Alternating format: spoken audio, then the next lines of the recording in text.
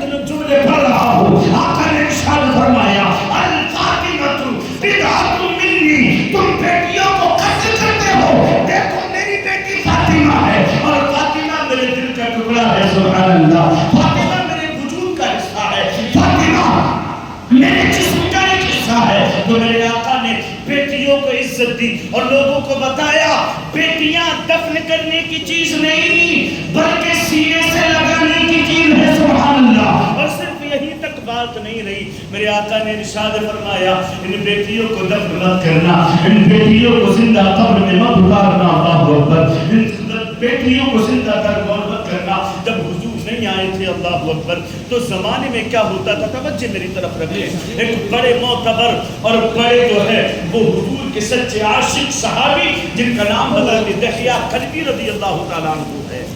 کیا ہے؟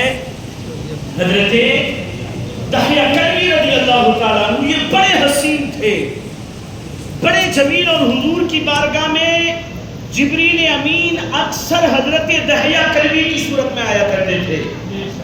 آپ کو میری بات سمجھ میں آ رہی ہے؟ سمجھ رہے ہیں نا؟ میری محنت بیکار تو نہیں ہو رہی؟ سمجھ رہے ہیں آپ؟ تو بلند آواز سے کہیں یا رسول اللہ. پیچھے والے کہیں یا رسول اللہ.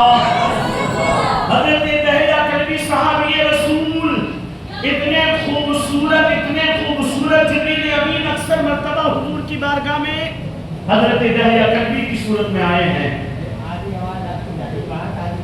باہر نہیں جا رہی ہیں.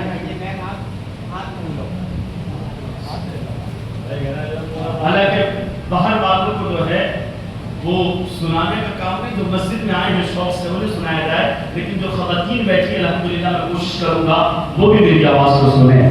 حضرات محترم، حضرت دحیہ کلبی رضی اللہ تعالیٰ عنہ یہ وہ صحابی رسول ہیں، وہ صحابی رسول کہ جن کی شکل میں حضرت جبریل امین میرے آقا کی بارگاہ میں کئی مرتبہ حاضر ہوئے ہیں، کئی مرتبہ حاضر ہوئے ہیں. توجہ میری طرف رکھیں. آواز تو پہنچ رہی ہوگی نا؟ سیٹنگ لیٹ آئے گی، جنریٹر کا تار لگے گا تو لگ جائے گا. آپ میری بات کو سنیں. حضرت دحیہ کلبی رضی اللہ تعالیٰ عنہ حضور کی بارگاہ میں آئے، ابھی اسلام میں داخل نہیں ہوئے ہیں، حالت کفر میں ہے، اسلام قبول نہیں کیا ہے. آقا کریم صلی اللہ تعالیٰ علیہ وسلم کی بارگاہ میں آئے، حضور سے ایک عجیب سی الفت ہو گئی تھی، حضور سے ایک عجیب سی محبت ہو گئی. آقا کریم صلی اللہ تعالیٰ علیہ وسلم کی بارگاہ میں آئے، عرض کی اے محمد عربی، اے ابو القاسم، میں چاہتا ہوں کہ میں دامن اسلام میں داخل ہو جاؤں. سبحان اللہ.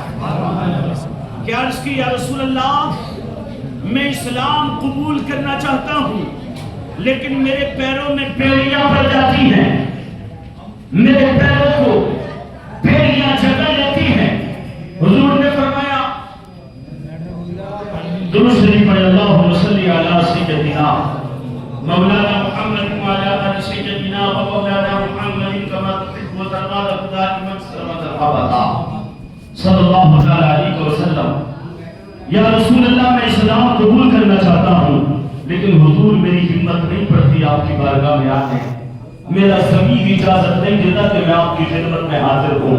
میرے آقا نے عرض کی اے دحیہ کیا بات ہے، کون سی ایسی بات ہے جو تمہیں میرے پاس جانے سے روکتی ہے، کیا وجہ ہے کہ تم میرے پاس آنے سے کتراتے ہو؟ تو دحیہ کلبی نے کہا یا رسول اللہ میرا ضمیر اجازت نہیں دیتا میں آپ سے بیان کروں، لیکن آقا جب آپ نے پوچھ لیا ہے تو میں بتا دیتا ہوں آپ کو. حضور کی بارگاہ میں دحیہ کلبی آئے ہیں، ابھی اسلام قبول نہیں کیا. کہتے ہیں یا رسول اللہ میں کسی کام کی غرض سے اے محمد عربی، ابھی یا رسول اللہ نہیں کہہ رہے تھے کیونکہ اسلام قبول نہیں کیا ہے، بار بار یہی جملے دہرا رہے ہیں اے محمد عربی صلی اللہ تعالیٰ علیہ وسلم میں کسی کام کی غرض سے باہر گیا تھا، کہاں یمن جنگل کے شام، اور جس وقت میں گیا تھا اس وقت میری بیوی حاملہ تھی اور میرا ذہن یہ بنا ہوا تھا کہ میرے یہاں بیٹا پیدا ہوگا، میری جو ہے نسل کو آباد کرنے والا ایک شہزادہ آئے گا. اور میں یمن کاروبار کی غرض سے گیا اور مجھے یہاں وہاں جب میں گیا تھا بیوی حاملہ تھی اور امید لے کر کے گیا تھا کہ 3-6 مہینے کے بعد میں میرے یہاں بچے کی ولادت ہو جائے گی، بیٹا پیدا ہوگا۔ اللہ اکبر۔ کہتے ہیں کاروبار اتنا بڑا کہ یمن میں مجھے 1 سال نہیں بلکہ 1.5 یا 2 سال لگ گئے، اور 2 سال کے بعد یمن سے میں واپس مکہ آیا۔ جب میں واپس مکہ آیا ہوں، اللہ اکبر،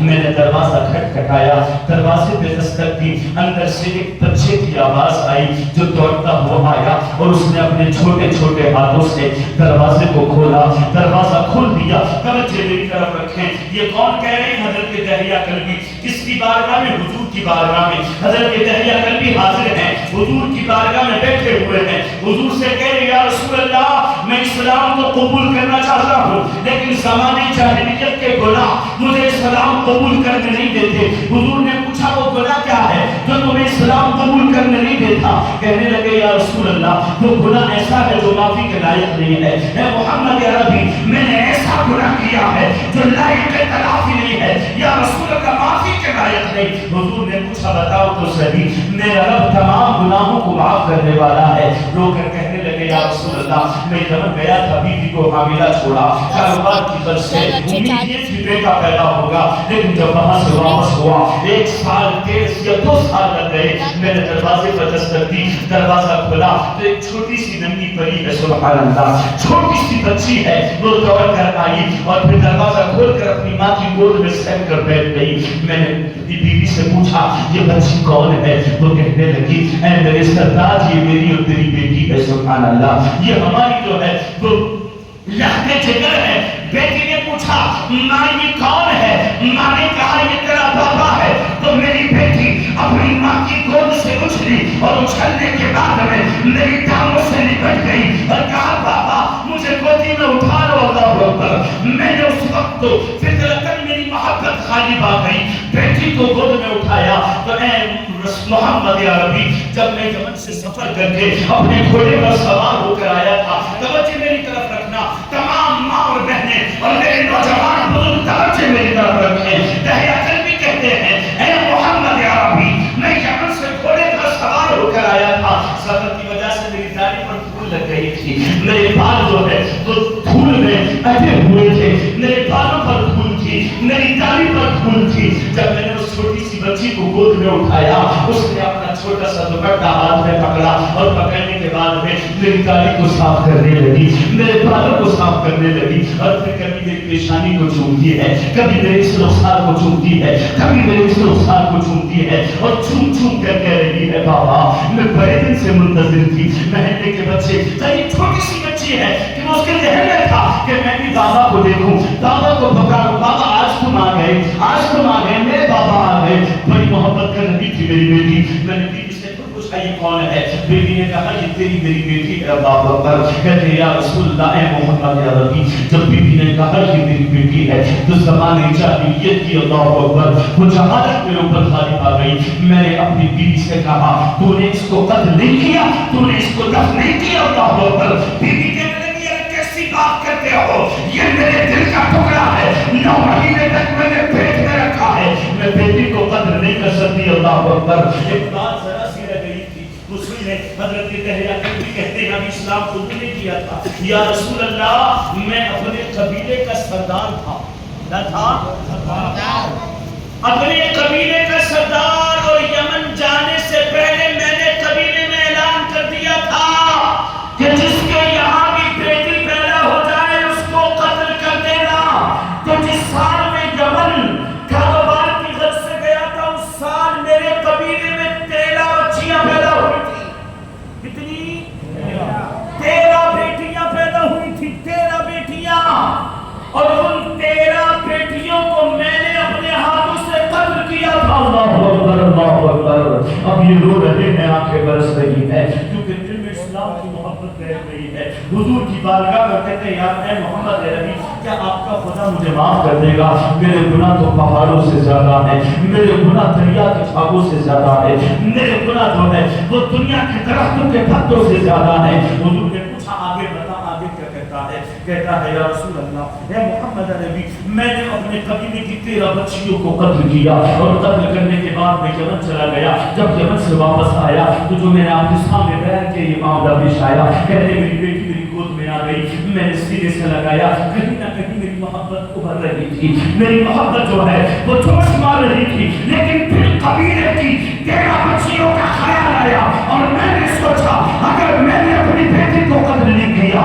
زندہ قبر میں نہیں اٹھایا، تو قبیلے والے جو ہے وہ سرداری پر میری لات تان کریں گے اور کہیں گے دیکھو دیکھو قبیلے کے سردار نے 13 بچیوں کو قتل کر دیا، جب جس کی جہاں بیٹی پیدا ہوئی ہے اس کو سینے سے لگا لیا۔ میں نے بیوی سے کہا مجھے جانے دے، اللہ اکبر، جب میں دوڑا میری بیوی نے اٹھ کر میرے قدموں کو پکڑ لیا اور کہنے لگی اے میرے سردار یہ ہمارا باقی سہارا ہے، یہ ہمارے دل کا ٹکڑا ہے، اسے قتل مت کرنا، اسے قبر میں مت اتارنا۔ اللہ اکبر۔ کہتے ہیں میں نے بیوی کو چھڑکا اور چھڑکنے کے بعد میں بیٹی کو گود میں اٹھایا، اٹھانے کے بعد میرے انسان کی طرف چلنے لگا۔ راستے میں جب میں چل رہا تھا میرے پیروں کے نیچے جب ریتیلی اور گرم جو ہے وہ ریت پڑ رہی تھی، میری بیٹی بار بار جو ہے جب میرا چہرہ تھوڑا سا بگڑ رہا تھا بار بار پوچھ رہی تھی بابا کیا درد ہو رہا ہے، بابا تکلیف ہو رہی ہے، اسے خبر نہیں تھی کہ میں کیا کرنے والا ہوں۔ جب میں قریب گیا اللہ اکبر اپنے مقصد کے اور بالکل بیابان سنسان علاقے میں پہنچا،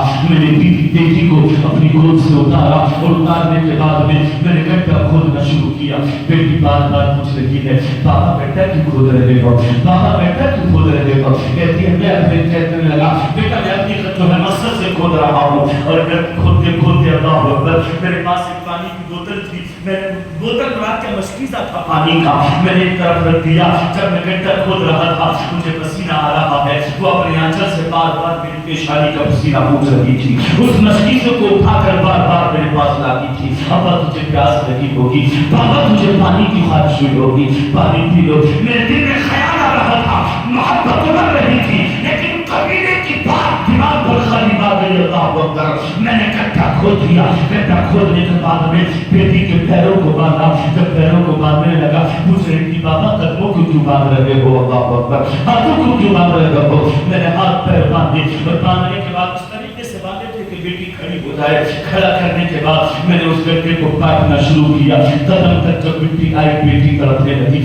گھٹنوں تک مٹی آئی، کہنے لگی بابا کیا کر رہے ہو؟ ابا مجھے تمہارے ساتھ جانا ہے، تمہارے ساتھ کھیلنا ہے۔ جب سینے تک مٹی آئی بیٹی تڑپ کر کہنے لگی بابا مجھے الجھن ہو رہی ہے، مجھے باہر نکالو۔ دہیا کلبی حضور کی بارگاہ میں کہہ رہے ہیں اور آنکھوں سے آنسو برس رہے ہیں، وہ دہیا کلبی کم رو رہے ہیں، آمینہ کا لال زیادہ رو رہا ہے، میری آنکھوں کی آنکھوں سے آنسو نکل رہے ہیں۔ دہیا کلبی تڑپ کر کہہ رہے ہیں یا رسول اللہ میری ایک بیٹی کی طبیعت رہا اور کوئی اولاد میں اکلوتی میری لگتی تھی، میرا دل کا ٹکڑا تھا یا رسول اللہ۔ جب گردن تک مٹی پہنچی ہے اور میں مٹی چڑھاتا چلا جا رہا ہوں، میری بیٹی تڑپ کر کہہ رہی ہے، تاریخ موجود ہے، کوئی کہانی یا کری ہوئی بات نہیں، میں تفصیل کے ساتھ حوالے کے ساتھ آپ کے سامنے بیان کر رہا ہوں۔ دہیا کلبی کہتے ہیں جب بیٹی کے مٹی گلے تک پہنچی تو میری بیٹی نے اپنی آنکھوں کو آسمان کی طرف اٹھایا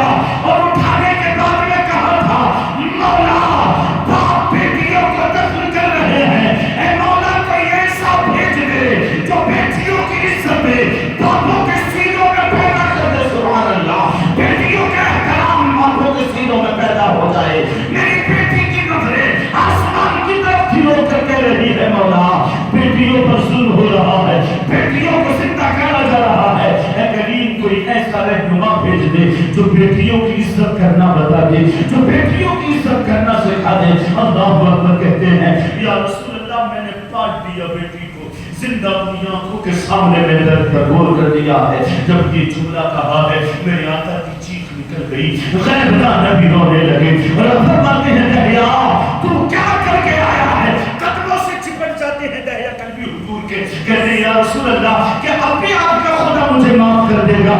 آقا نے ارشاد فرمایا دہیا تو نے بڑا گناہ کیا ہے، لیکن گناہ جو کیا تھا وہ زمانے جاہلیت میں کیا تھا، اور اسلام ایسا پاکیزہ مذہب ہے کہ اگر کوئی زمانے جاہلیت میں گناہ کرنے کے بعد میں اسلام کے دامن میں بنا دیتا ہے تو میرا رب اس کے تمام پہلے گناہوں کو معاف فرما دیتا ہے، سبحان اللہ، اس کی تمام خطاؤں کو معاف کر دیا جاتا ہے۔ اب دہیا کلبی کہتے ہیں آقا کریم صلی اللہ تعالیٰ علیہ وسلم سے جب میں نے عرض کی تھی یا رسول اللہ کیا بھی مجھے خدا معاف کر دے گا، کیا بھی مجھے آپ کا معاف معاف کر دے گا۔ میرے آقا نے ارشاد فرمایا لا تقنطوا من رحمت اللہ، اللہ کی رحمت سے کبھی نا امید مت ہو۔ پھر کہتے ہیں میں نے کہا یا رسول اللہ ہاتھ آگے بڑھائیں، آقا نے دست مبارک آگے بڑھایا، کہتے میں نے ہاتھ پکڑا اور عرض کی یا رسول اللہ اب مجھے کلمہ پڑھا کر مسلمان کر دیں۔ سبحان اللہ۔ تو اس وقت حضرت دہیا کلبی نے کلمہ پڑھا۔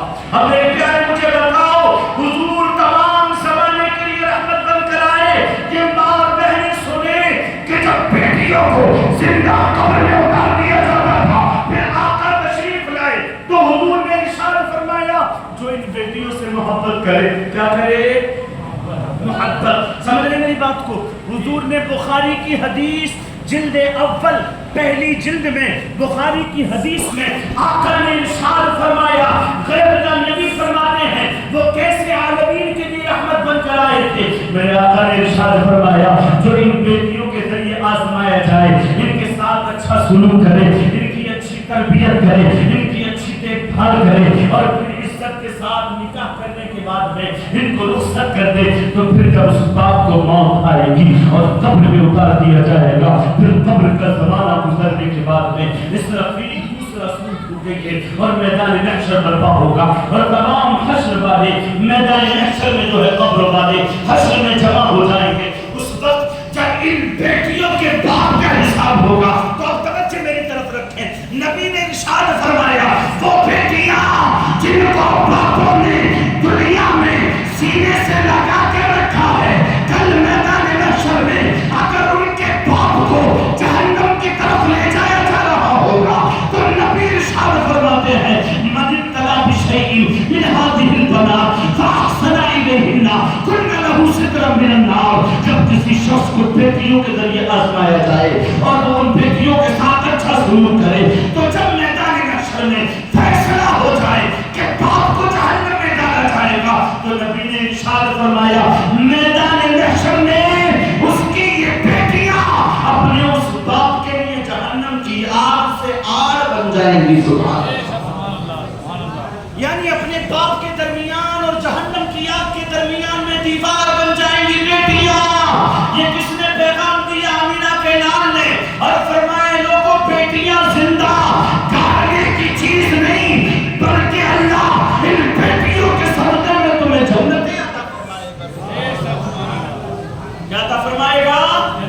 جنت عطا فرمائے گا۔ اور بخاری کی حدیث من ابتلا بشیء من هذه البنات فاحسن الیہن کن له سترا من النار۔ جو ان بیٹیوں کے ذریعے آزمایا جائے اور اپنی بیٹیوں کے ساتھ اچھا سلوک کرے تو نبی نے ارشاد فرمایا یہ بیٹیاں ان کے لیے جہنم کی آگ سے آڑ بن جائیں۔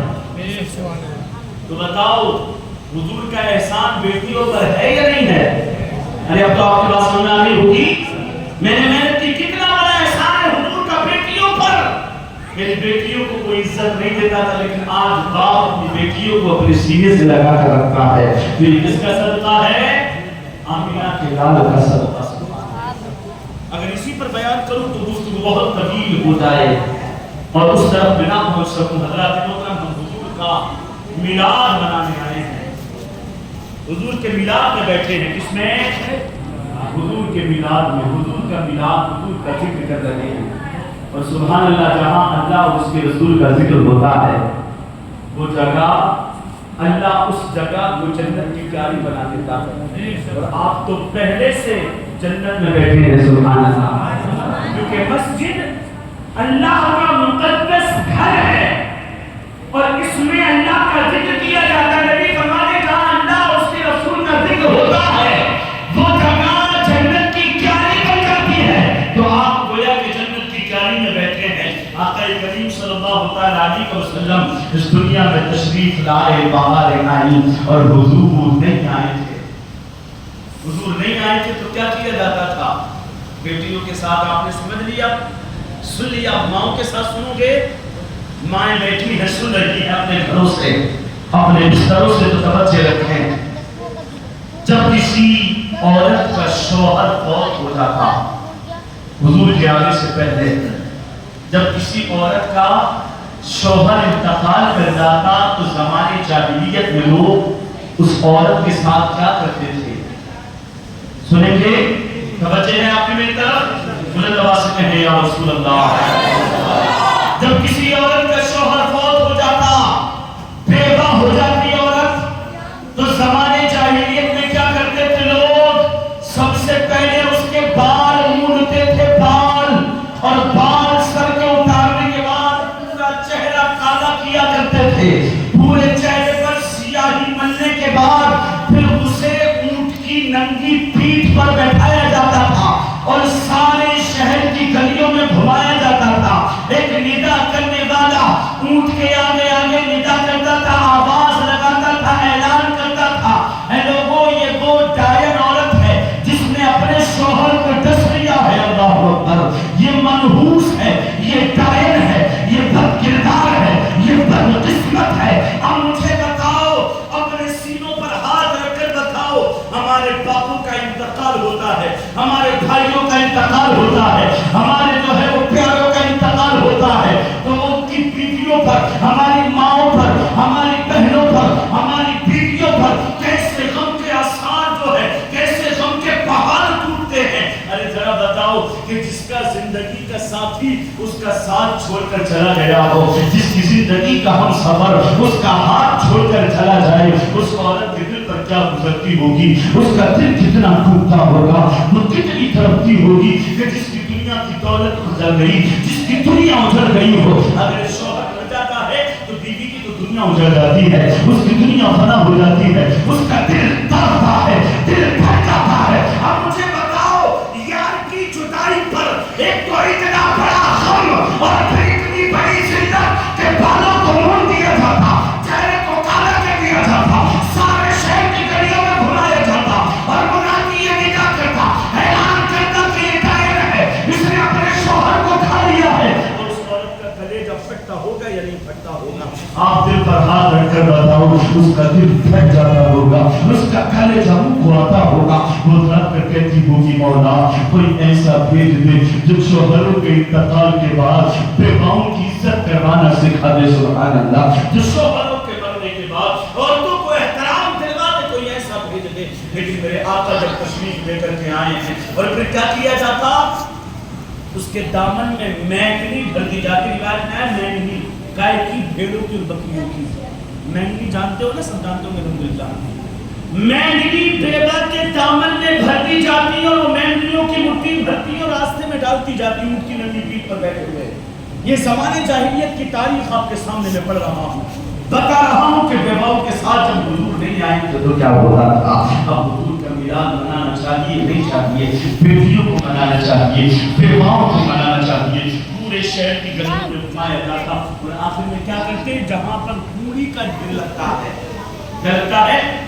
کوڑا ڈالا جاتا ہے، جہاں پر ڈھیر لگایا جاتا ہے، جس کو ہم اور آپ کوڑی کہتے ہیں، اس کوڑی کے ڈھیر پر اس بیوہ کو بیٹھا لیا جاتا، اور لوگ کہتے ہیں اس کے قریب سے مت گزرنا، یہ منحوس ہے، منحوس، اس کی نحوست اس کے شوہر کو کھا گئی ہے۔ اللہ اکبر، وہ کیسی تڑپتی ہوگی، کبھی پانی مل جاتا، کبھی کھانا نہیں ملتا، کھانا مل جاتا تو پانی نہیں ملتا۔ کہتے ہیں تقریباً 5 مہینے تک اسے اسی کوڑی کے ڈھیر پر اللہ اکبر وقت گزارنا پڑتا تھا۔ لیکن جب آمینہ کا لال تشریف لایا ہے، جب مکے میں وہ چاند چمکا ہے، جب مکے سے جس کے نور کو معاملہ پر معطر کیا گیا ہے، جب آمینہ کا لال تشریف لایا تو میرے آقا نے اعلان کیا، اے لوگوں، بیواؤں کے ساتھ یہ سننا کیا جائے، اگر کسی عورت کا شوہر انتقال کر جائے تو اسے احترام کے ساتھ، اسے عزت کے ساتھ، اسے توقیر کے ساتھ، اسے عظمت کے ساتھ، اسے احترام کے ساتھ جو ہے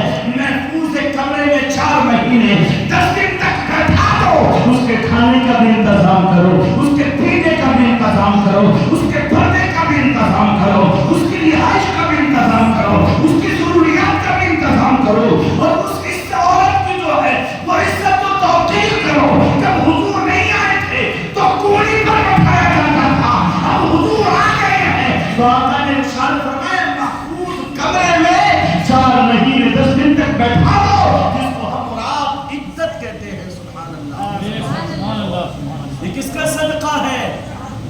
ارے بولے زور سے بولے، کس کا صدقہ ہے؟ بولے پیشہ والے، کس کا صدقہ ہے؟ آمینہ کے لال کا صدقہ ہے آج جو عورتیں عزتوں میں بیٹھتی ہیں یہ کس کا صدقہ؟ آمینہ کے لال کا صدقہ. اور آج جو بیٹیاں باپوں کے دل کا چین بنی ہوئی ہیں یہ کس کا صدقہ ہے؟ آمینہ کے لال کا صدقہ. اور پھر حضور نے کیا میرے آقا نے کیسی تبدیلی کی ہے زمانے میں. گویا کہ وہ آئے تو بہار آئی، سبحان اللہ. وہ آئے تو خوشیوں کے لہلہاتے ہوئے باغ کھلے ماؤں کے ساتھ. میں بالکل تاریخ سے پڑھا ہوں، آپ پڑھ لینا. زمانے جاہلیت کی تاریخ کو پڑھنا اگر کوئی شوق رکھتا ہے تاریخ پڑھنے کا تو یہ تمام چیزیں اس تاریخ میں تمہیں ملیں گی. اگر کسی کی ماں بیوہ ہو جاتی، بچے جوان ہوتے تو کیا کرتے تھے اپنی ماں کے ساتھ؟ زمانے جاہلیت میں یا تو بیٹا اپنی ماں کے ساتھ خود نکاح کر لیا کرتا تھا معاذ اللہ جب حضور نہیں آئے تھے، یا اپنی ماں کو کسی کے ہاتھ بیچ دیتا تھا. اب مجھے بتاؤ کہ بڑھاپے میں شوہر چلا جائے، جوان اولاد ہو، وہ ماں کو بیچ دے تو ماں کا دل کیسے تڑپتا ہوگا. لیکن جب آقا تشریف لائے ہیں تو میرے آقا نے ارشاد فرمایا اے سائلو، یہ مائیں بیچنے کی چیز نہیں بلکہ نبی نے ارشاد فرما دیا الجنت تحت اقدام الامہات. یہ ماؤں کو بیچو مت بلکہ اللہ نے تمہاری جنت تمہاری ماؤں کے قدموں کے نیچے رکھ دی ہے. سبحان اللہ. یہ بیچنے کی چیز نہیں بلکہ یہ تو قدموں کو چھونے کی چیز ہے. سبحان اللہ. ان کے قدموں کو چھونا چاہے کیونکہ اللہ نے تمہاری جنت تمہاری ماؤں کے قدموں کے نیچے رکھی ہے. سبحان اللہ. اب بتاؤ یہ حضور کا احسان ہے یا نہیں ہے؟ ماؤں پر، بیٹیوں پر احسان ہے یا نہیں ہے؟ بیویوں پر احسان ہے یا نہیں ہے؟ تو میرے پیارے جب آقا آئے تو دنیا کو حقیقت کا علم ہوا. اور میرے آقا آئے تو بہار آئی. ابھی حضور نہیں آئے تھے تو ایسا ہوتا تھا. بات تو سمجھ میں آ رہی ہے آپ کے؟ اب ایک بڑی فتح کی اور بڑی تاریخی بات آپ کی سماعتوں کے حوالے کر رہا ہوں. توجہ میری طرف رکھیں. اگر پریشان ہو رہے ہیں تو بتا دو، میں تقریر ختم کر دیتا ہوں. پریشان تو نہیں ہو رہے ہیں آپ لوگ؟ سمجھ میں آ رہی ہے بات؟ تو بلند آواز سے کہیں یا رسول اللہ. یہ ثبوت دے کہ آپ بیدار ہیں، آپ سننا چاہتے ہیں. اس بات کا ثبوت دے. دونوں ہاتھوں کو اٹھا کر کہیں یا رسول اللہ. سبحان اللہ. ماشاءاللہ. آپ کی سمجھ میں آ رہی ہے بات؟ حضور نہیں آئے تھے، حضور نہیں آئے تھے. تو دیکھو میں بالکل صاف صاف بات کر رہا ہوں. میرا کوئی نشانہ نہیں، کسی کی طرف میرا اشارہ نہیں، میں حقیقت بیان کر رہا ہوں. آقا جب دنیا میں تشریف نہیں لائے تھے تو حضور کے آنے سے 1000 سال پہلے، کتنے؟ 1000 سال پہلے. بڑے بڑے جلسوں میں اس طریقے کی تقریر ہوتی ہے لیکن تمہاری محبت میری جو ہے وہ کیفیت پر غالب آ گئی. میں چاہتا ہوں کہ آپ کو کچھ دے کر جاؤں. بڑی محبت سے آپ سن رہے ہیں. حضور کے آنے سے 1000 سال پہلے میں تاریخ اور محبت رسول، سیرت رسول بیان کرنا چاہتا ہوں. حضور نہیں آئے تھے کتنے سال پہلے؟ 1000 سال پہلے. ایک بڑے مفسر، بڑے محقق، بچوں خاموش ہو جاؤ، اے بچوں خاموش، توجہ دی طرف. بڑے محدث جن کا نام نہیں میں آپ کو بتلاؤں گا. نام کیا ہے؟ علامہ بدر الدین عینی رحمۃ اللہ تعالیٰ علیہ، جنہوں نے بخاری شریف کی ایک مضبوط شرح لکھی ہے جس کا نام ہے عمدۃ القاری شرح بخاری. آپ شاید نہیں سمجھیں گے لیکن میں سمجھاؤں گا. سمجھ سکتے ہیں کہ بڑی بڑی کتابوں کی شروحات جو بھی یعنی کا خلاصہ تھوڑا سا لکھا ہوا کتاب میں اس کا خلاصہ جو ملے گا شرح میں لکھا ہے. تو حضرت بدر الدین عینی نے ایک بڑی شرح لکھی ہے بخاری کی، بہت بڑی شرح، عمدۃ القاری شرح بخاری. علامہ بدر الدین عینی رحمۃ اللہ تعالیٰ علیہ اس بخاری کی جلد میں آپ ایک تاریخی واقعہ اور روایت نقل فرماتے ہیں. آپ نے لکھا ہے بدر الدین عینی نے کہ حضور نہیں آئے تھے. حضور کے آنے سے 1000 سال پہلے حضور کا میلاد ہو رہا تھا. سبحان اللہ. سبحان اللہ. کو کتنے سال پہلے؟ 1000 سال پہلے. قسم خدا کی جھوٹی بات نہیں، ذرہ برابر اس میں جھوٹ نہیں. کسی کو شک و شبہات ہو تو علامہ بدر الدین عینی کی شرح عمدۃ البخاری، عمدۃ القاری شرح بخاری کی جلد 100 صفحہ نمبر 242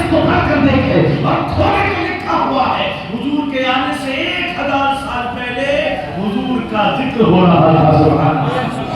کیا ہوا تھا؟ حضور مکے سے ہجرت کر کے کہاں آئے؟ مدینہ شریف. کہاں تشریف لائے؟ مدینہ شریف. مدینہ. اور جب مدینہ تشریف لائے تھے تو مدینے والوں کو کسی قاصد نے پہلے آ کر بتا دیا تھا کہ وہ نبی آنے والا ہے جس کے تذکرے توریت اور انجیل میں تم نے پڑھے ہیں. سبحان اللہ. جس کی سیرت، جس کے حسن و جمال، جس کی محبت و الفت کے تذکرے اور قصیدے تم نے مدینے کی گلی کوچوں میں سنے ہیں. وہ پیغمبر اعظم خاتم الانبیاء امام الانبیاء تشریف لانے والے ہیں. تو مدینے والے کیا کرتے تھے؟ صبح مدینے سے 3 میل دوری پر ایک پہاڑی تھی مقام زبدہ میں. مقام زبدہ، اس میں مدینے سے 3 میل دور ایک پہاڑی.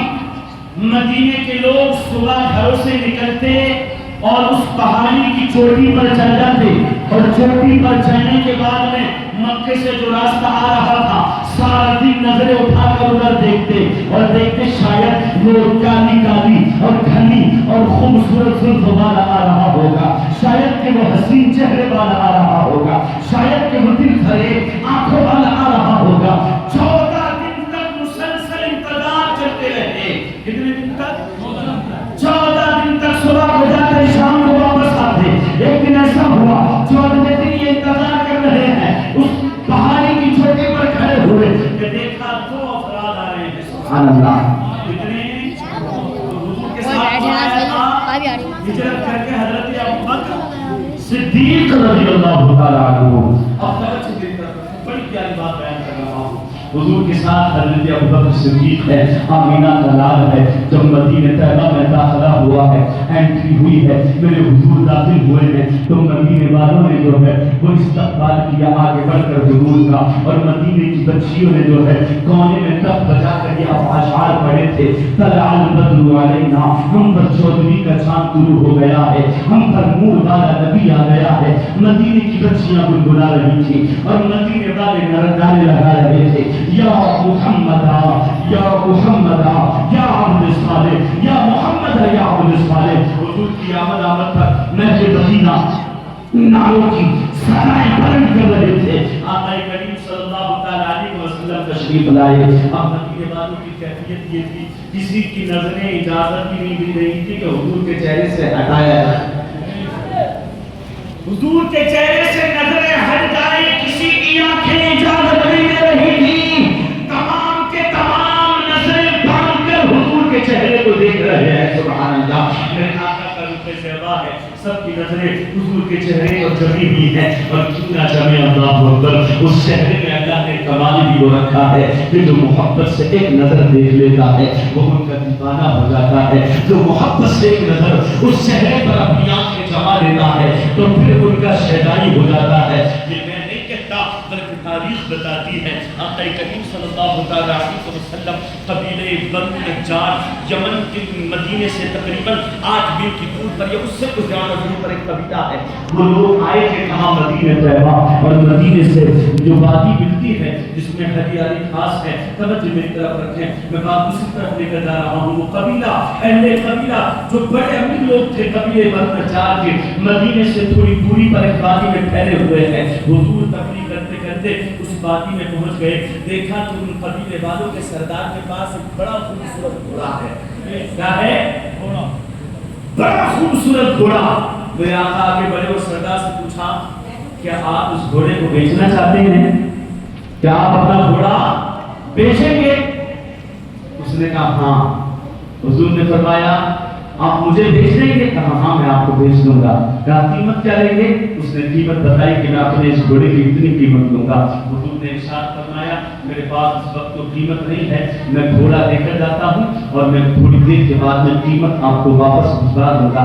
حضور کے ہاتھ میں اس مالک نے سردار نے اپنے گھوڑے کی لگام دے دی. حضور گھوڑا لے کر چلے گئے. ابھی حضور جا رہے ہیں کہ اس کی نظریں حضور کو جاتے جاتے دیکھ رہی ہیں. تمام قبیلے والے دیکھ رہے ہیں. میرے آقا کا حسن سنیں، تمام قبیلے والے دیکھ رہے ہیں. جب حضور ان کی نظروں کے سامنے سے اوجھل ہو گئے تو اب سردار سے دوسرے قبیلے والوں نے پوچھا اے سردار ذرا یہ بتاؤ یہ بچے سو رہے ہیں، آپ نے سب جس کو جنے بیچا ہے اس چٹائی کا نام پر۔ جانتے ہو؟ اس نے پوچھا، قبیلے والوں نے سردار سے پوچھا جس کو اعلیٰ نسل کا عربی گھوڑا آپ نے فروخت کر دیا اس کا نام جانتے ہو؟ سردار نے کہا نہیں، نام نہیں جانتا۔ کہا اس کے مکان کا پتہ ہے؟ کہا مکان کا بھی پتہ نہیں۔ کہا محلے کا نام جانتے ہو؟ کہا محلے کا بھی پتہ نہیں۔ کہا وہ کون سا جو ہے وہ خاندان سے تعلق رکھتا ہے یہ جانتے ہو؟ کہا میں یہ بھی نہیں جانتا۔ ابھی کیا جانتے ہو؟ کہا اس نے یہ کہا تھا صرف 3 میل پر جو شہر ہے شہر مدینہ میں اس کا باشندہ ہوں، صرف یہ جانتا ہوں، اس کے علاوہ کچھ نہیں۔ تو قبیلے کے سردار سے لوگوں نے کہا آپ تو بڑے دانشور ہیں، آپ تو بڑے عقل مند ہیں، آپ نے نہ نام پوچھا، نہ پتہ پوچھا، نہ گھر کی جو ہے وہ شناخت کی، نہ قبیلہ پوچھا، نہ خاندان پوچھا، اور یوں ہی جو ہے بغیر قیمت لیے اپنے گھوڑے کی لگام اجنبی آدمی کے ہاتھ میں دے دی۔ تو وہ کہتا ہے اے لوگوں، ہاں یار غلطی تو ہو گئی، وہ تو بڑا قیمتی گھوڑا تھا، لیکن اس نے کہا دل پر ہاتھ رکھ کر بتاؤ، جب وہ میری نظروں کے سامنے آیا تھا تو زبان چلنے کا نام ہی نہیں دیتی تھی، بلکہ طبیعت یہ کرتی تھی وہ بولتا رہے اور نظریں دیکھتی رہے۔ سبحان اللہ، وہ زبان کھولتا رہے اور آنکھیں دیکھتی رہے۔ میری طبیعت نے گوارا ہی نہیں کیا کہ ان سے ان کا نام پوچھ لیا جائے، ان کا پتہ پوچھ لیا جائے، ان کا قبیلہ پوچھ لیا جائے کہ تم نے نہیں دیکھا کہ آج سے پہلے ہم نے اتنا حسین شخص دیکھا ہی نہیں۔ کہتے ہیں میری اس کی محبت میرے اوپر ایسی غالب آ گئی کہ میں بھول گیا۔ اب تمام قبیلے والے کہنے لگے اب کیا ہوگا؟ تمہارا گھوڑا تو بڑی قیمت والا ہے، تمہارا گھوڑا تو بڑی قیمت کا ہے، اب کیا ہوگا اگر رقم نہیں بھیجی؟ اب توجہ میری طرف رکھیں، میرے حضور کیسے حسین تھے۔ قبیلے والوں نے سردار سے کہا اگر رقم نہیں بھیجی تو کیا ہوگا؟ تمہیں تو بڑا خسارہ ہو جائے گا، بڑا نقصان ہو جائے گا، تمہاری تو کمر ٹوٹ جائے گی۔ تو ابھی یہ آپس میں باتیں کر رہے تھے، خیمے سے پردہ اٹھا، خیمے لگے ہوئے تھے چاروں طرف ان اجنبیوں کے، ان مسافروں کے، ایک خیمے کا پردہ اٹھا اور پردہ اٹھا کر ایک نسوانی آواز آئی، کسی خاتون کی آواز آئی، اور وہ آواز اسی قبیلے کے سردار کی بیوی کی تھی۔ اندر سے آواز آئی اور وہ خاتون کہہ رہی تھی تم یہ باتیں کر رہے ہو کہ اب قیمت کا کیا ہوگا؟ اب پتہ نہیں قیمت آئے گی نہیں آئے گی۔ تو اس خاتون نے یہ جملہ کہا تھا اور وہ کہتی تھی اس کی ضمانت میں لیتی ہوں۔ سبحان اللہ، اگر وہ قیمت نہیں دے کے گیا تو میں اپنے پاس سے قیمت ادا کروں گا۔ سبحان اللہ۔ اب قبیلے والوں نے پوچھا تھا کہ تو اس کو جانتی ہے؟ کہنے لگی نہیں میں نہیں جانتی۔ کہا پہلے کبھی ملاقات ہوئی؟ کہا پہلے ملاقات بھی نہیں ہوئی۔ اس کے خاندان کو جانتی؟ کہا نہیں جانتی۔ اس کے گھر والوں کو جانتی؟ کہنے لگی نہیں جانتی۔ پھر ضمانت کیسے لیتی ہے؟ تو وہ کہتی ہے جو اتنی خوبصورتی کا مالک ہو، جو اتنا سونا ہو، اتنا حسین ہو، اتنا جو ہے وہ باحیا ہو، وہ جھوٹ نہیں بول سکتا، اس بات کی میں ضمانت لیتی ہوں اگر پیسہ نہیں دیا تو میں اپنی طرف سے گھوڑے کی قیمت ادا کروں گی۔ کہتے ہیں یہ لوگ آپس میں مشورہ کر رہے تھے، ادھر سے دیکھا کہ ایک غلام دوڑتا ہوا رہا، اس کے پاس میں بڑا تشت ہے۔ کیا ہے؟ تشت، جس کو ہم اور آپ طباق کہتے ہیں۔ کیا تھا؟ طباق، ایک بڑا طباق، اس کے اوپر کپڑا پڑا ہوا ہے۔ اور توجہ میری طرف رکھیں، ایک غلام ہے، بڑا طباق، طباق کے اوپر کپڑا پڑا ہوا ہے۔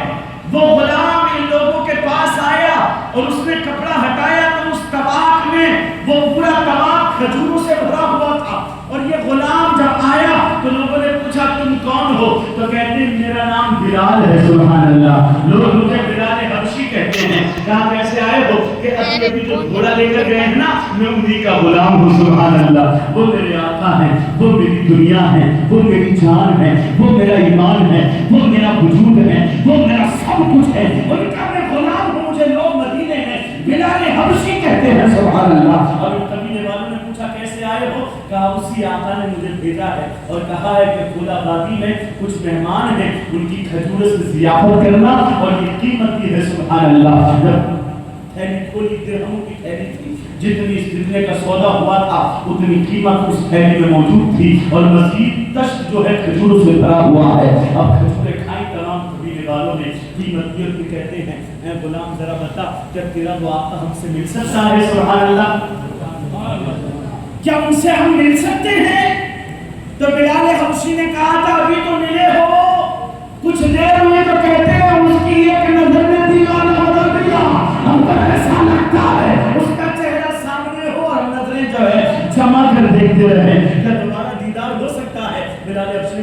ٹھیک ہے میں لے کر چلتا ہوں. اب پورے قبیلے کو حضرت بلال حبشی حضور کی بارگاہ میں لے گئے. سبحان اللہ. لے گئے حضور کی بارگاہ میں. پورا قبیلہ حضور کی بارگاہ میں ہے. آقا کریم بیٹھے ہوئے مسجد نبوی میں اور تمام صحابہ چاروں طرف سے بیٹھے ہیں. دیکھا کہ وہ پورا قبیلہ, اس میں عورتیں بھی ہیں, مرد بھی ہیں اور بوڑھے بھی ہیں, بچے بھی ہیں. آقا کریم صلی اللہ تعالیٰ علیہ وسلم تشریف فرما ہے. پورا قبیلہ آ گیا, سردار آ گیا آیا, اس کے پیچھے اور قبیلے والے. اور سردار نے کہا اے محمد, میں آپ کا نام تو نہیں جانتا لیکن ہاں میں نے آپ سے حسین ابھی اپنی آنکھوں سے پہلے کبھی دیکھا نہیں. آپ سے زیادہ نرم لہجے والا, آپ سے زیادہ خوبصورت, آپ سے زیادہ بااخلاق میں نے آج سے پہلے کبھی نہیں دیکھا. کہتے آپ کون ہیں؟ کہا میں اللہ کا رسول محمد صلی اللہ علیہ وسلم ہوں. حضور نے ارشاد فرمایا انا رسول اللہ, میں اللہ کا رسول ہوں, اللہ وحدہ لا شریک ہے. حضور نے پیغام عام کیا, اسلام کی دعوت دی تو سرکار نے سب سے پہلے ہاتھ بڑھایا اور کہا حضور ہاتھوں میں ہاتھ لے لیں. اب تک ہم یہودی تھے لیکن اب آپ سے میں دیکھ لیا تو قسم خدا کی جو اتنا حسین ہو, اتنا بااخلاق ہو, وہ کبھی جھوٹا نہیں ہو سکتا. ہم پشتان دیتے ہیں, ہم اعلان کرتے ہیں, عزم مصمم کرتے ہیں کہ آپ اللہ کے رسول ہیں. حضور ہاتھ بڑھائیں, کلمہ پڑھائیں اور داخل اسلام فرما لیں. سبحان اللہ. پورے قبیلے نے کلمہ طیبہ پڑھا, اشہد ان لا الہ الا اللہ واشہد ان محمد رسول اللہ. اب ایسے حسین چہرے والا جب مدینے میں آیا ہوگا تو مدینے والوں کی خوشی کا عالم کیا ہوگا؟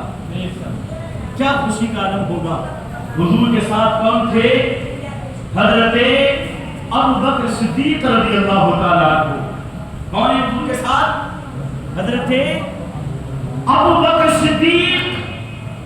آقا کریم صلی اللہ تعالیٰ علیہ وسلم کے ساتھ حضور ہیں اور ابوبکر ہیں, ان کے علاوہ تیسرا کوئی نہیں. اب غلامی اور محبت دیکھو ابوبکر کی, یوں ہی ان کو یار غار مصطفیٰ نہیں کہا جاتا ہے, یوں ہی آج وہ حضور کے پہلو میں آرام فرما نہیں ہے, بلکہ حضور حضرت ابوبکر کی ایک بڑی قربانی ہے. کہتے ہیں جب مدینے والے منتظر تھے حضور بھی آ رہے ہیں, ابوبکر بھی آ رہے ہیں, دونوں ساتھ ساتھ میں ہیں, تو ابوبکر نے دل میں خیال کیا کہ حضور کو مجھے, مدینے والوں نے مجھے بھی نہیں دیکھا ہے اور حضور کو بھی نہیں دیکھا ہے, انہیں خبر ہے کہ پیغمبر اعظم آ رہے ہیں. تو حضرت ابوبکر کے دل میں خیال آیا کہ ایسا نہ ہو مدینے والے مجھے نبی سمجھ بیٹھے, مجھے پیغمبر سمجھ بیٹھے, مجھے امام الانبیاء سمجھ بیٹھے, میں تو غلام ہوں. تو تاریخ بتاتی ہے ابوبکر نے اپنا کرتا اتار دیا. کیا اتارا؟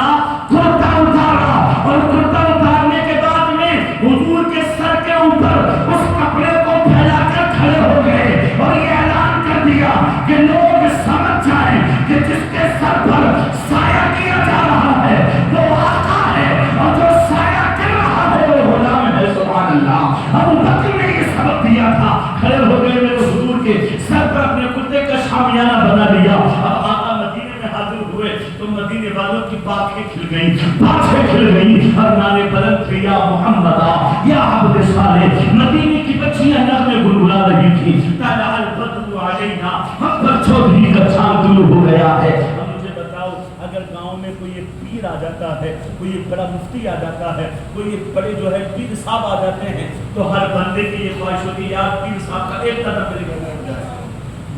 ہوتی ہے نا, ہر بندہ یہ سوچتا ہے پیر صاحب صرف ایک منٹ کے لیے اپنا قدم میرے گھر میں رکھ دیں تو میرے گھر میں برکتیں ہو جائیں گی. ہوتی نا ہر ایک کی خواہش, پیر جی میرے گھر میں کلمہ کے لیے آ جائیں تو میرے گھر میں برکتیں ہو جائیں گی.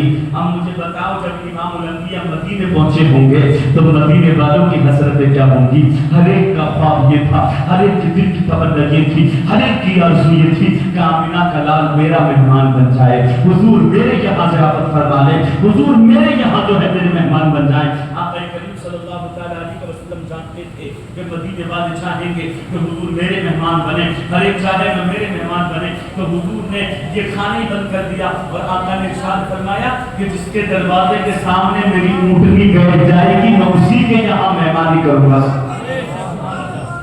کیا فرمایا؟ بولے کیا فرمایا حضور نے؟ جس کے دروازے کے سامنے میری اونٹنی بیٹھے گی میں اسی کا مہمان بنوں گا, کیونکہ ہر ایک مدینے والا یہ چاہتا تھا حضور میرے مہمان بن جائیں, میرے مہمان بن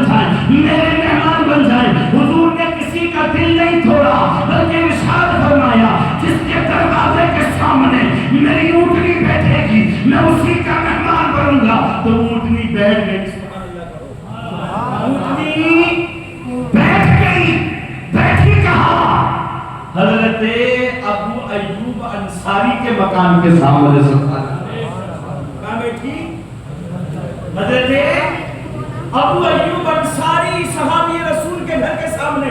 اب مجھے بتا سکتے ہو کہ ان کے دل کی کیفیت کیا ہوگی؟ ان کا دل بارے خوشی کے جو ہے وہ امن رہا تھا، دل میں خوشی کی باتیں کھل رہی تھی اور چہرے پر جو ہے وہ سرخروئی کے آثار تھے، کیونکہ حضور کی اونٹنی ابو ایوب انصاری کے گھر کے سامنے بیٹھ گئی اور حضور نے ارشاد فرمایا تھا جس کے گھر کے سامنے میری اونٹنی بیٹھے گی میں اسی کا مہمان بنوں گا. اب حضور کی اونٹنی ابو ایوب انصاری کے دروازے کے آگے بیٹھ گئی، بیٹھی ہے تو ایک دوسرے صحابی جن کا نام جبار تھا. کیا نام تھا؟ جبار نامی ایک شخص اونٹنی کے قریب آئے، داہنے پیر کی ایڑ سے اونٹنی کو اٹھانا چاہا. کیا چاہا؟ وہ فراڈ کر رہے تھے. ابو ایوب انصاری کے ساتھ پیر کی ایڑ لگائی کہ اونٹنی اٹھ جائے.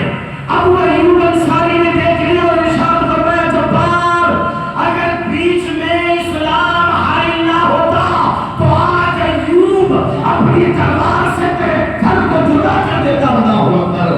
اونٹنی کو اٹھانا چاہتا ہے، حضور کو میرا مہمان بنا سے روکنا چاہتا ہے. اللہ اکبر. کہتے ہیں آقا کریم صلی اللہ علیہ وسلم کی اونٹنی بیٹھی ہے ابو ایوب انصاری کے دروازے کے سامنے. اب توجہ مکمل بالکل میری طرف ہونی چاہیے. اب میں یہ بتانا چاہ رہا ہوں آپ کو، یہ بڑی اچھی اور بڑے پتے کی بات بڑے حوالے سے بول رہا ہوں. کیا ہے؟ عمدۃ القاری شرح بخاری، علامہ بدر الدین عینی کی کتاب. حضور کی اونٹنی ابو ایوب انصاری کے دروازے کے سامنے ہی کیوں بیٹھی؟ ارے اعتراض ہے نا یہ؟ ابو ایوب انصاری کے دروازے کے سامنے ہی کیوں بیٹھی؟ کسی اور صحابی کے دروازے کے سامنے بھی بیٹھ سکتی تھی، کسی اور صحابی کے دروازے کے سامنے بیٹھ جاتی. طلحہ، زبیر، عبداللہ بن مسعود، سعید بن مسیب کسی اور کے دروازے پر بیٹھ جاتی. ابو ایوب انصاری کے دروازے کے سامنے بھی بیٹھی. تو علامہ بدر الدین عینی لکھتے ہیں کہ اس کے پیچھے ایک بڑا فلسفہ ہے. کیا ہے؟ بڑا فلسفہ، بڑی حقیقت، بڑی تحقیق. کیوں بیٹھی تھی ابو ایوب انصاری کے دروازے کے سامنے؟ اللہ اکبر. سننا چاہتے؟ ارے سننا چاہتے ہیں حوالہ؟ حضور آئے نہیں تھے، 1000 سال پہلے حضور کا میلاد ہو رہا ہے. سبحان اللہ. ابو ایوب انصاری کے دروازے کے سامنے کیوں بیٹھی؟ سنیں. آقا کریم صلی اللہ علیہ وسلم کے آنے سے 1000 سال پہلے یمن کا ایک بادشاہ جس کا نام طبع اول ہے. کیا نام ہے؟ طبع اول. یمن کا ایک بادشاہ جو حضور کے زمانے سے 1000 سال پہلے گزرا ہے. کوشش کروں گا آپ کو سمجھانے کی، آپ کوشش کرنا سمجھنے کی. اس میں تھوڑی سی پیچیدگی ہے لیکن بڑی اچھی بات بتا رہا ہوں. طبع اول 1000 سال پہلے حضور کے آنے سے یمن کا بادشاہ تھا، ملک یمن کا. کہاں کا؟ یمن کا. بڑا عظیم بادشاہ. نام کیا تھا؟ طبع اول. یہ طبع اول اپنے سپاہیوں، اپنے ہمراہیوں کے ساتھ یمن سے نکلا. کہاں کی طرف؟ مکے کی طرف. کہاں کی طرف؟ مکے کی طرف. آقا کریم صلی اللہ علیہ وسلم دنیا میں تشریف لائے تو باہر آئی. میرے آقا دنیا میں آئے تو باہر آئی، نور آیا. طبع اول حضور کی بارگاہ میں ابھی مکے سے، کہاں؟ یمن سے نکلے مکے کی طرف. مکے میں آئے، مکے میں کچھ دن آرام کیا اور پھر مکے سے چلے مقام یثرب کی طرف. کہاں؟ مقام یثرب. یثرب یہ مدینے کا پہلا نام ہے. پہلے تو شہر مدینہ کا نام تھا، وہ کیا تھا؟ طیبہ نہیں تھا، بلکہ شہر مدینہ کا نام کیا تھا؟ یثرب. اور آقا کریم صلی اللہ علیہ